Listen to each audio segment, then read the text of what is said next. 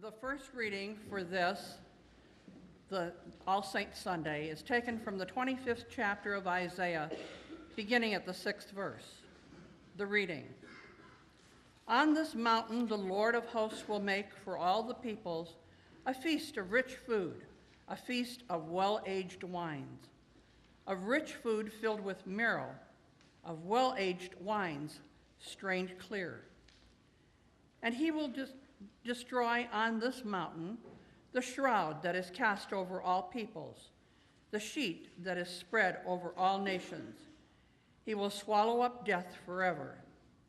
Then the Lord God will wipe away the tears from all faces, and the disgrace of his people he will take away from all the earth, for the Lord has spoken.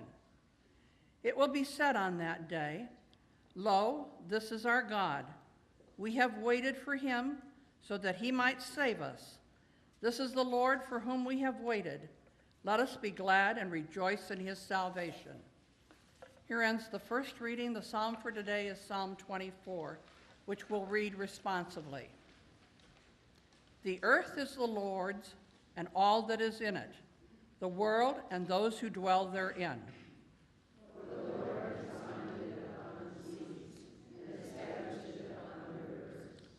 Who may ascend the mountain of the Lord, and who may stand in God's holy place?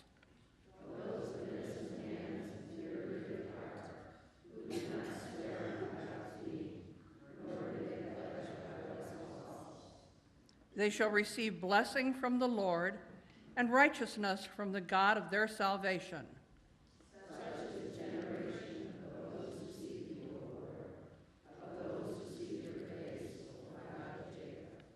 Lift up your heads, O gates, and be lifted up, O everlasting doors, that the King of glory may come in. Who is this King of glory? The Lord strong and mighty, the Lord mighty in battle.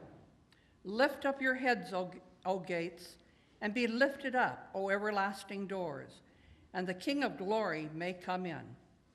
Who is this King of glory? Truly the Lord of hosts is King of glory. The second reading for today is taken from the second chapter of Revelations, the 21st chapter of Revelations, beginning at the first verse. The reading. Then I saw a new heaven and a new earth, for the first heaven and the first earth had passed away, and the sea was no more. And I saw the holy city, the new Jerusalem, coming down out of heaven from God, prepared as a bride adorned for her husband. And I heard a loud voice from the throne saying, See, the home of God is among mortals. He will dwell with them. They will be his peoples, and God himself will be with them. He will wipe away every tear from their eyes. Death will be no more. Mourning and crying and pain will be no more, for the first things have passed away. And the one who was seated on the throne said, See, I am making all things new. Also he said, Write this, for these words are trustworthy and true. Then he said to me, It is done. I am the Alpha and the Omega, the beginning and the end.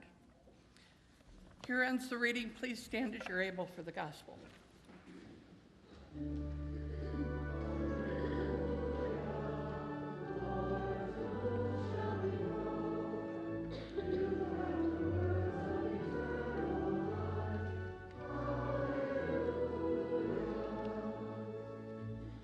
The Holy Gospel on this All Saints Sunday is taken from the Gospel of John, the 11th chapter.